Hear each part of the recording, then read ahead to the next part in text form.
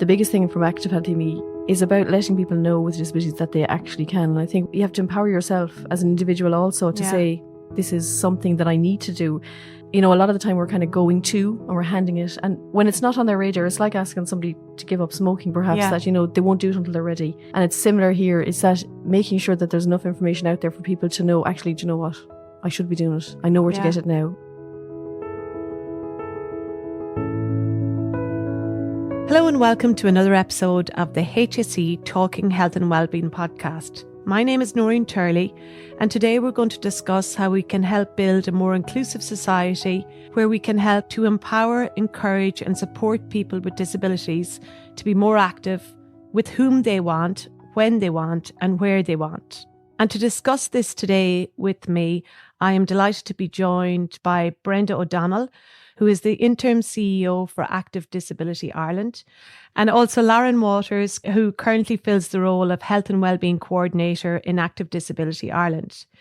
So this is a new subject area for me, Brenda. So I would love if you could just give me an outline of what Active Disability Ireland does and where it came from and just a little bit of information around it. Thanks for having us. It's a real pleasure to be here today and an opportunity to share who we are as an organisation. We're fresh out of our seminar, so it's great to be able to share what we do. But Active Disability Ireland, we only changed our name this year, but I'll go back. In 15 years ago, we formed as an organisation called CARA Sport Inclusion Ireland. And pretty much the remit of our organisation is to create opportunities and choice for people with disabilities to be more active. We work very closely with the national governing bodies of sport, the local sports partnerships, local county councils, local authorities. And we've begun to move into the health, education and community sector. But pretty much it's to create awareness around what people should be doing in order to kind of create those opportunities and choice, but also how to do it. So we have, I suppose, the backbone of the organisation is focused on training and education. And I know we're going to talk about Active Healthy Me today, but our main framework kind of consists of a number of different workshops, including autism and sport, disability inclusion training, inclusive fitness. And this kind of is imparting information of what is disability, what does it look like in Ireland, what are the terms, what are the perceptions of what people have, and how to actually, if you're a coach, what is it you need to do in order to kind of create your, an inclusive session within your sports club? Or if you're a teacher, what does it look like in the classroom? So I suppose fundamentally, we're based here in Dublin, one of our offices in Sports HQ. So we have access and working very closely with all the national governing bodies of sport and working with them on a journey of inclusion that pretty much getting them to look internally at their organisations as to what they're doing, but then getting them to filter that down through the organisations, their volunteers, their coaches, their clubs, their participants and their volunteers, and getting them to all consider what is it that we are doing, what do we need to do. As an organisation, I suppose we're in existence 15 years. We have two kind of offices, one based, as I said, in Sports HQ in the National Sports Campus, but we're also based, our headquarters is down in Tralee, based out of the Kerry Sports Academy. And that's where we were founded by Pat Flanagan, who was a former lecturer of mine, but also founder of CARA Sport Inclusion Ireland. From that, we stemmed predominantly focused working with local sports partnerships and the SIDO programme that they have. So each of the local sports partnerships have an individual that's solely focused on disability. And our remit was to make sure that all of the LSPs and the SIDOs were doing the same job. So singing from the same hymn sheet, creating the same awareness, working with coaches, parents and teachers to kind of just get the information out into the community. So I suppose for us, it's growing to some degree. We've just launched a new strategy and a rebrand of our organisation. And for that, it meant kind of moving outside of sport, remaining in sport, but still looking at other sectors. So like health, community, education, and what is it that people with disabilities are looking at within those sectors. So sport doesn't always come to mind when somebody with a disability it's not a priority. But where in their life cycle could it impact? So, if it's early school, in preschool, could an introduction to sport at that stage have a big impact for them when they go to secondary school or third level? So we're hoping that through the development of Active Healthy Me and other programs that we run, we're getting to people with a disability at a very early age so that they have the knowledge and awareness of what it feels like, what it looks like, where they can do it, and who they can reach in order to get a little bit more information. Okay. So you've got a big area. There's a big area to cover if you're trying to include all of those partnerships and all of those other organizations and try and, I'm not saying infiltrate them, but try and get them thinking about disability in their policies and in their environments and in their structure, I suppose. We have been in existence for 15 years and slowly beginning to see that change that we work so hard to get. But I suppose the sweet thing, we're a very small organisation, only having 8 staff. And I suppose we're always commended, I suppose, wow, you do a lot. But what we do is in collaboration with, and yes, I know the programme that Lauren will talk about is very much a really good example of that. It's collaboration with the HSE. So we're using the resources that are already there. So working closely with the HPNI officers or the health promotion and inclusion officers, working with the local sports partnerships and the SIDOs. So we're creating the information and creating the programme, but getting other organisations to help us filtrate the system. So it doesn't rely solely on us single-handedly rolling out the programme. It's that support. And I suppose, Lauren, then that's a good opportunity for us to talk about the programme that you're doing with the HSE, and you're really leading out on that and trying to promote that throughout the service. So do you want to tell us a little bit about it? Yeah, no problem. So Active Healthy Me is a health and wellbeing programme that is delivered directly to people with disabilities that attend Disability Day services all over Ireland. So it was created in partnership with the HSE and A Healthy Ireland. And I suppose the reason for it, why it became about, was that we have a campaign called I'm In Too in Active Disability Ireland. And the aim of that is to showcase, the impact of physical activity and what it has in the lives of people with disabilities. People with disabilities weren't exactly saying to us that they need a health and wellbeing programme and, that they wanted this kind of covered. But the thought process came about for us because the stories are so captivating and inspiring, that there is a massive impact that physical activity that can have. Well, I think that for our listeners, if they just go onto your website and they watch any of the videos of the people living with disability or people with disabilities, and in that campaign, I'm In Too, that just captures, if you watch one of those, it captures the impact that being active is having on people. It's just unbelievable. Yeah, exactly. And again, it's not, the impact of physical activity is not just for people with disabilities. It is obviously a whole generation impact. But as you said, them stories are they're quite inspiring. And from that, we were seeing that people with disabilities wanted to take control of their own health and well-being, but that there was just a little bit of a gap in knowledge, or where can I go to access this information? And that's where the idea of Active Healthy Me came from. Okay. So the HSE, obviously they did set out kind of, objectives in their national physical activity plan to create resources for people with disabilities around different health and wellbeing topics. So I suppose we just jumped on that, to provide our assistance. We had the information and we just wanted to work together to create this program. Okay. And how do you do that then? How do you provide the assistance to them? So the program itself, it's an e-learning based program. So there's 6 modules that consist of topics such as physical activity, healthy eating, hydration, goal setting and action planning. And the last one is kind of community inclusion. So that's kind of the basis of the program. The way that it's delivered then is that we will work with the disability services all over Ireland to create a profile for them. They'll come on and they'll be able to access the information there, but it's actually delivered through the Disability Day service staff. Oh, very good. So you're training the trainer and then they can deliver it to their, so the environment is already there. They just have to work it into their environment. Exactly. And as Brenda said, like it's not us in Active Disability Ireland going out to the services and preaching and delivering the programme itself. It's coming from the staff within the organisation, and even in some cases the service users themselves. There has been a peer-to-peer kind of delivery for some of our service users as well. It's just about not only educating obviously the service users in the disability organisations, it's also educating the staff at the same time that they feel empowered to pass on this message. Kind of like what's been created, I suppose, in the Make Every Contact Count programme. But again, the service users, they're listening to people that they're familiar with, and it's not just myself or Brenda or somebody that they're not familiar with, and this maybe expert kind of person coming in and lecturing them. It's more of an informal delivery. So it's just part of their normal day. And then if they deliver it in the day service and they deliver the program, do they get a certificate or something at the end? They do, yes. Yeah. So both staff and service users will receive some sort of, I suppose, acknowledgement for their participation. So the first one will be the staff themselves have the opportunity to attend our skills to practice workshops, or as I said, they'll be trained up on all aspects of health and wellbeing to ensure they're competent in their delivery of Active Healthy Me. They'll receive their certificate to say that they're a leader, I suppose, in the area of Active Healthy Me. Then from that, the staff will take that, go into their organisation and deliver this programme within their day service kind of daily routine. And then from that, once the site itself, they complete all the 6 modules, they'll unlock their certificate of achievement. Excellent. And I think that in itself, just getting in a certificate, and then can they do it again and again, or is it something that they then just take away with them? Yeah, it's definitely something that we would like to see, that, it's not just a one-stop shop and that the program is complete 6 weeks and then it's forgotten about. We want it to be embedded into the culture of the organisation, that physical activity and healthy eating is at the forefront of the activities that they engage in. So okay, yes, at the start they might complete the 6 modules, but we want, there's an array of different resources that they have access to after the program, whether it be just completing inclusive physical activity exercises, or whether it be kind of, doing different health promotion initiatives throughout their kind of program, that we want the users to consistently engage and re-deliver the program. And we're also looking at always adding to the program and adding additional topics, whether it be maybe we'll head into mental health or oral health or different topics. Yeah.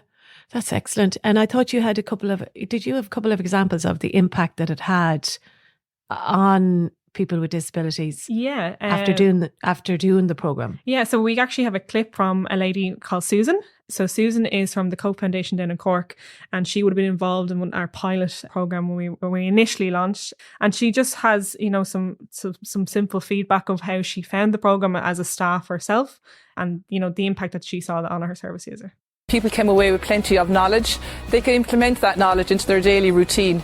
They can work away with their water, they can sleep better, physically active, getting more mobile, and they're able to refer back to their notes that they might receive every week just to make sure that they're hitting their targets. They can tie in with staff to see how they're doing. The staff can probably see it themselves, and people probably go home and tell them at home what they've been doing at work today, and this is what we need to do at home to make any changes at home if they want to bring it to that lifestyle. I heartily recommend this programme to everybody. So you've all heard Susan from the Cope Foundation and the impact that it's the Active Healthy Me has had on her. But Brenda, you wanted to come in there and make a comment? Yeah, I think it goes back to the ethos of our other programs with NGBs, is that the culture, Lauren referenced, trying to build it into the culture of the organisation. The very first step is the service and the service manager signing up to Active Healthy Me. So it's rather than, a staff member coming to us, and they can, to sign up, we go directly to the actual head of service or head of the disability service to get a buy-in at that level. So that makes total sense. Yeah, they're buying into the program. Then they nominate staff that either are willing to do it, but then talk to staff to say the benefit of doing it and being part of it. So again, it goes back to that culture that at the very start, it's a top-down approach that the service is in. And throughout the program, they're asked to set up a notice board. So as the weeks go by, there's information going up on the notice board, possibly not just for the service, the individuals that are doing the program, but for the service themselves. So everybody passing the notice board sees a little bit about the healthy eating. Oh, they did hydration this week, or they did about what exercise looks like. So again, the culture of development of, inclusive culture around exercise, it should come from the top down. Yeah. And I mean, look, changing any culture does take time. Yeah. But, you're making inroads. And when I was preparing for the podcast, part of me, when I was looking at your website and stuff, I was thinking, oh my God, I can't believe that we're in 2023, nearly 2024, and we don't have this embedded in all those organisations. But it does sound like you're making a lot of inroads into those. Tell me a little bit about the charter as well, Brenda, because you want organisations to sign up to your charter? Yeah. So in 2018, actually, we went out to the sector. So went out directly to people with disabilities, to disability services, to sport organisations. And we just asked the simple question is, what are we doing right? What aren't we doing? What is it that... So this is was this as a build up to your rebranding and to your development of your organisation? This was part of our previous strategy. Okay. And it was literally just, I suppose, there was probably an element of us always assuming maybe what we should run. And we just wanted to kind of find out what are people with disabilities actually wanting from sport, because as I said, it's possibly not always a priority. So through the development of an extensive consultation where we spoke to, I think it was over 800 individuals, but we spoke to services across the country. And so that's 800 individuals with the disability? With the disability and kind of, parents of as well. But a mix across organizations. And really what they came back with, and I have a document in front of me, so that's why I'm kind of saying in front of us, but what they asked for was 5 simple things of being open, consider disability in your organization, however that may look currently and where it should go. Look at your people. So are they trained? Are they aware? Are they understanding of inclusion? And if they're not at that stage, what does training look like for your employee or for your coaches or for your staff? Then activities. So when you consider running it, whether it's a program or whether you're running a new system, or, what does that activity look like? Is it inclusive for somebody with a disability? And it's that consideration of it. The other 2 things were facilities. So, simple things that if you're hosting a meeting, can somebody with a disability get in the door? Can they access the information around the meeting? All of those little things, but looking at facilities and where you're hosting, and then promotion of. So we found a lot of the time that there was organizations that are doing really, really valuable stuff, but actually they're not letting anybody know. So they're local, they're kind of coming to us going, we are doing this, but no one's coming. Or, they're not accessing the pool, even though we have a hoist, but have you told them? And the biggest thing is, we always say, picture paints 1,000 words. You've spoke about the videos that, even just to look at them, you kind of go, oh, Jeannie, they hit home. Yeah, they really do. Yeah. And they really make it come to life. Yeah. And that we always say it's probably the most important aspect of the charter is, if you're doing it, promote it. Let people know exactly what you're doing and how you're doing it and the impact that it's having on either your club or the person themselves.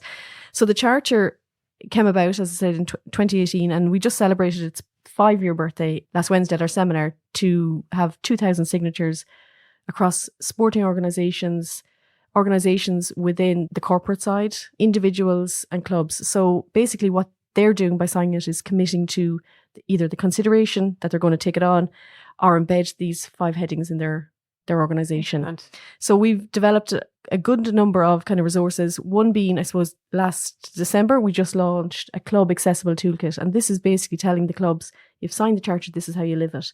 And it's not an award or it's not a standard, but it's a guidance resource through ourselves that we'll say, we want you to develop and implement, the 5 headings, embed them and then sustain them. Okay. And what does that look like? Is that kind of like the Healthy Club? Or a part of it? It's a part of it. Like part of it. GAAs is one sport that have you through the club system usually taken on the development of and signing up to the charter and taking the accessible toolkit. But we have, I think, something like 60 something other sport organizations that have taken on the charter and basically embedding this as part of their structure. So that when they're going to their coaches, they're saying, what does inclusion look like for you?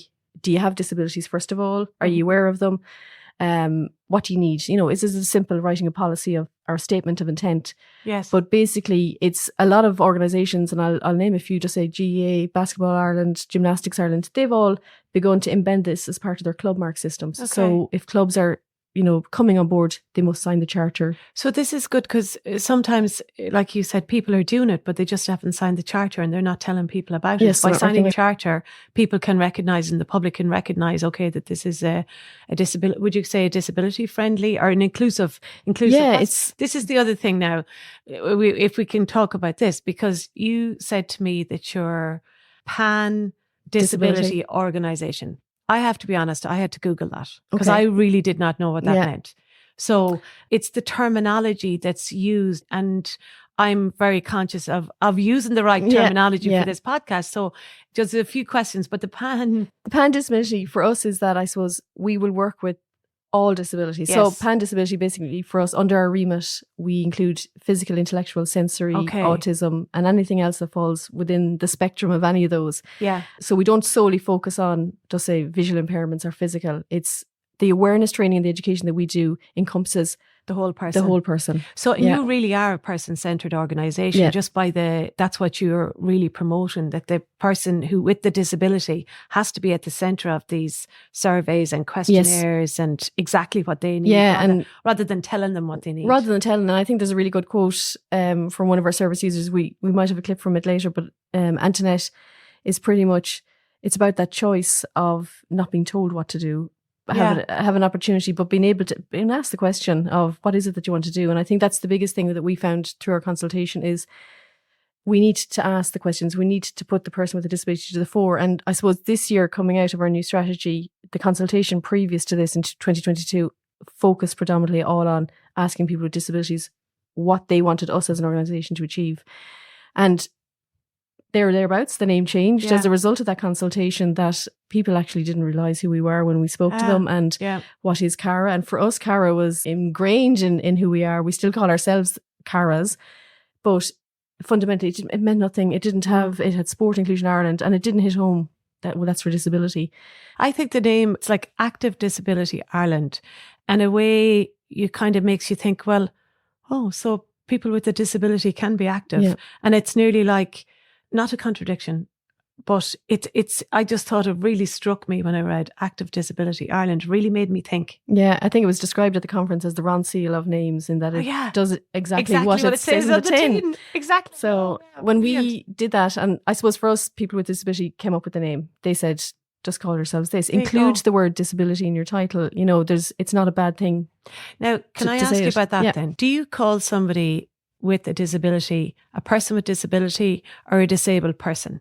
Because again, I'm not sure about the right terminology. How should we, or how do people with a disability want to be spoken to or addressed? Or and look, there's a few ways. I suppose we as an organisation put person first. So within our training and education, we will always advocate for the person first, the name of a person, you know, that it's not, don't focus on their disability. So throughout our documents, we will always reference it as a person first approach. Now, recently, the National Disability Authority launched a report on terminology and referenced disabled person or person with a disability. Neither are wrong in how you address, but for the context of delivering training for us as an organisation, rather than going between the two when you're delivering, we stipulate at the very start to say it's okay to refer yourself as disabled person, or if you want to address that, that's okay too. But for us, it's always important that we're kind of putting the person first. Okay, so it's person with disability. Yeah. Disabled, just say disabled person predominantly is very usually wide in the UK. It's disabled person. They reference all their policy and documents. So that's probably where there's a continuance within the sports sector that some organisations use. Person with disability makes sense as well, because we just did a podcast on obesity, and it was, we call people now the person living with obesity. So that idea, having the person first, it does really make sense, you know. It comes even from the concept that, you know, that person is not just their disability, or they're not just, you know, that condition that they may have. Again, even go back to the charter about being open, you know, I know what you're saying. You know, you might have that fear that you don't know whether to say, you know, is it a disabled person or a person with disability? And a lot of people out there have that fear. And I think it's just a simple thing of just ask the person. Just ask and not be afraid to ask. Yeah. I suppose you're worried that you're going to insult somebody, and you don't want to reference them and insult them in any way, because, you know. Yeah, exactly. Even it happens for anybody in the population, you know, any question that you may ask somebody, you may cause offence. But again, I think it's just a simple thing that if you do, just to apologise. Just apologise and say sorry. And that we are human, and that it's okay, you know, and it's a learning curve that, okay, now I know that person wants to be referred to as a person with disability. Yeah. And do you think attitudes towards the person with disability has changed over the years? I think it definitely has changed. I think society are a lot more acceptable of people with disabilities. I think they see them now as you know, being more able-bodied than maybe perhaps back in a couple of years and that is ago. a term that we're hearing much more, as able-bodied, you know, which is really good, instead of disabled. Yeah, exactly. Like, you know, people with disabilities, I know we obviously come from the sport and physical activity kind of background, and that's where we like to see people being active.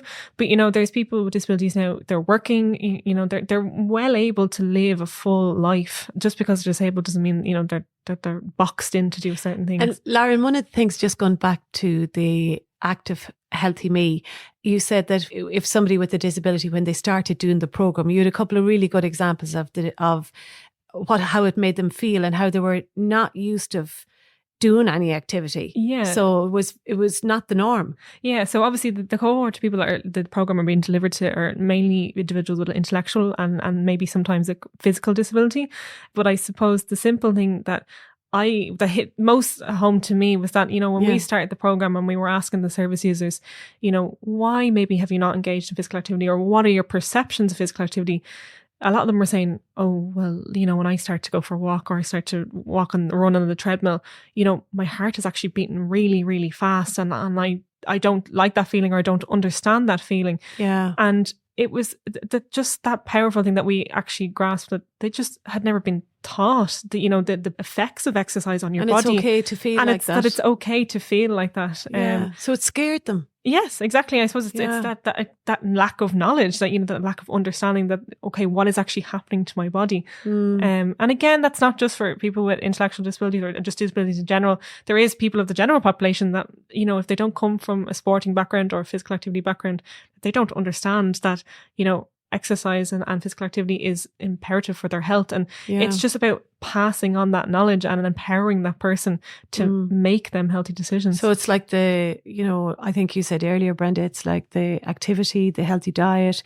And just because somebody is a person with disability doesn't mean that all these things are important, like everybody else. Priorities. It's just to make sure that it's completely ingrained or you'll have the right terminology for it. I suppose just the culture. Inclusive and I think it's that talking about the education piece as well. I think the biggest thing from Active Healthy Me, and we spoke about abilities, is about letting people know with disabilities that they actually can. And I think we had a keynote speaker of Fergus Farrell the last day, and basically he left the message that you have to empower yourself as an individual also to say, this is something that I need to do. A lot of the time we're kind of going to, and we're handing it, and people, when it's not on their radar, it's like asking somebody to give up smoking, perhaps, that, they won't do it until they're ready. Yeah. And it's similar here. It's that making sure that there's enough information out there for people to know, actually, do you know what? I should be doing it. I know where to get it now, and I know where the opportunities arise. And it is about creating that sense of kind of culture across the program, that it should be straightforward enough. It is for us. We can go on Google, oh yeah, there's a sports club here, or this is happening. It should be the same for people with disabilities, and that empowerment within themselves to say, actually, I want to go down on a Friday night to the bowling alley and, play with my friends, or be out with, my group or whatever it is. But it's about that knowledge and knowing where I can do it. And I think that education piece is imperative. The other, talking about language as well, when I looked at the videos, and I'm in two. And then I see Nikki Bradley, who is one of your ambassadors, and she talks about being an adaptive adventurer. Now, I didn't have a clue what an adaptive adventurer is. And then I watched her video and what she has achieved. Yeah, it's amazing. Just amazing. Yeah, and I know Nikki, probably since that video has been produced. So maybe just explain to the listeners what she's achieved, what she's been doing. Nikki has probably climbed so many more mountains than I even know what their names are. But I suppose Nikki was diagnosed with cancer, and it affected her leg, and has used crutches as part of how, basically getting around, her famous pink crutches. So Nikki, I suppose we approached Nikki because of her forward thinking of, it doesn't matter that I have a disability, I can still climb the mountains. She brings the lipstick to the top of the mountain, puts it on when she gets there, and it's that sense of achievement. She says, it shouldn't stop me. Basically doing what I want to do. Well, it obviously isn't stopping her doing anything. It hasn't stopped her. Since that video, she's actually had a number of operations to remove her leg and have a rotation blasty, I think it's called, where her knee has become her hip and her foot is now her knee, and she has new prosthetics. But it's a new lease of life for her she did the mini marathon there earlier this year. So it's that sense of, it doesn't matter that I have a disability, I can still be active in my own way. And I don't have to be the fastest, the slowest. If I can do it, that's a sense of achievement, and it's about doing the activity. So Nikki's very inspirational to us. She was at our last conference as well, and she's a huge ambassador for the organisation, sharing that message of just get out there, try it. It mightn't work. Try something else, try a new piece of equipment, but adapt and change your environment or change your circumstances in order to be able to do it. So it's a sense of empowerment. For children with disabilities, to see somebody like that, and she's young and glamorous and everything. And then just talking about young people, I suppose, there was a new survey just in December there, wasn't there? Yeah, I'm going to throw this over to Lauren because she has all the stats. Okay, Lauren, off the top. You're the stat woman. She's the stats. Okay. We don't need to give too many stats, but just I think it's eye-opening, really. Yeah. So I suppose just give you a little bit of background of where this actually came from. So as Brenda said, we lead a lot of kind of consultations with people with disabilities. Obviously, the last one we would have done would have been around our strategy. So I suppose we identified a gap of knowledge around kind of youth participation in sport. Obviously, they have a little bit more of a unique perspective maybe than adults, because they have an opportunity to engage in PE in school that adults don't have. So I suppose you would like to think that because kids have that opportunity to be physically active in school, that they should be more active, and that's not necessarily the case. Okay. So, but it's a good starting point for this. Yeah, exactly. So it's kind of like, you know, it's already there. It's embedded in their school program, so they should be able to engage with it. So Rob, who is our insights manager in Active Disability Ireland, he went out through this consultation period to engage with youths, kind of from the age of 10 to 17, and just to ask them the simple question of, you know, do you engage in sport? Do you engage in physical activity? You know, what are your perceptions? Have there been any barriers? And I suppose this is where the stats came in. And, you know, so some of them are a little bit frightening, I would say. They are definitely kind of, you know, the clickbait, or, you know, the headline grabbers that we call, but they are important definitely to, you know, to get across. So the first one would be that, you know, well, I suppose this one's a positive one, that, you know, 70% of children with disabilities, they enjoy participating in sport and physical activity. So, you know, they want to get involved and they like it. So that's good. You know, you know, we're not trying to drag them into the sport. But I suppose the one I said that is frightening is that only 27.4% find it easy to take part in physical activity in their school, or, you know, outside of school. So that is a low number. You know, it's less. That's pretty heartbreaking, really. It's less than a third. So less than a third can actually participate. And if they're not able to participate, then they probably take a step back and just don't bother. Exactly. And again, you know, it starts from, you know, that perception of being quite young, that they're not able to, or then, you know, they don't belong in this space. And that shouldn't be the case. You know, so even some of the consultation that came back from the youth athletes and the youth participants was that, you know, they felt like that their choice to engage was actually being taken away from them. So it mightn't necessarily have been them not wanting to. It was their coach or their teacher that was saying, oh, a fear, you know, a fear that they go, I don't know what to do. You know, I'm afraid to cause any injury, or I'm afraid to, you know, to take that step. And that ultimately affected the children, you know, that they were kind of going, okay, well, I have to sit out of this PE. When it could have been a simple thing of, you know, that the activity that they were doing, they just needed to adapt it. I know. Very slightly. And Brenda, what can we do about that? Or what? This is part of what you're doing, I suppose, really, isn't it? Is raising the profile. So the consultation, I suppose, hopefully we'll have the full report launched just before Christmas. But for that, we formed a forum. So representatives that actually took part in the consultation over the last few months now have formed an actual youth forum. And pretty much like as Lauren says, and we've said it throughout the podcast, is that programs that we're developing, we'll use that youth forum as a consultation basis to go back to them to say, is this going in the right direction? Does it look, you know, is it something that you would participate in? And again, is the youth forum something new? Yes. It's never been there before. It's never been there before. So I suppose there is a remit coming that will come down across sport organisations over the next few years from Sport Ireland to direct organisations that now we need to start consultating with our young individuals. And I suppose we'd like to think that we're off the mark with that insofar as that anything that we do from now on in, that will have that consultation piece with young people, asking them what their advice is. This something that you feel that you would like to do, or are we off the mark altogether? Yeah. So I think it's for organisations to consider that, I suppose, whatever age profile they're directing their programs at, but what does it look like fundamentally for people coming up from a young age? Will they be able to access these programs in years to come? Like, I suppose the honesty and the truth that has come out of the consultations that we've done can be heartbreaking reading those stats, but fundamentally it gives us the body of what we want to actually, you know, run with over the next 5 years to say, improve on what we're doing. Because, you know, we're always learning as an organisation, and that's why we collaborate with so many other organisations to say, okay, this is the space we know, but how can we impart that information across individuals that are coming out of the rehabilitation hospital, or that they have a physio session every week, but could that physio session be on a football pitch? You know, could their exercises be outside of their medic room, you know? And across education, I suppose we are trying to get into that sector, and hopefully we have a research piece coming up next year where we're going to consult with teachers working in this space.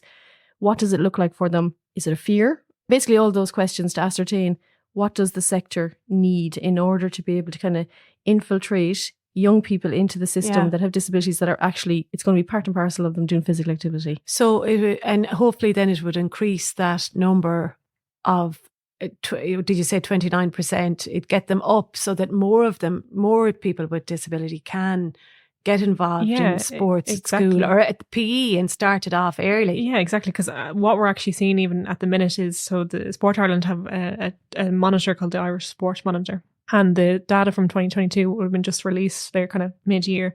And at the minute, what they're seeing is the amount of people with disabilities engaging in regular sport is 20% lower than people without disabilities. And that's actually the widest it's ever been since they've started the Sports Monitor.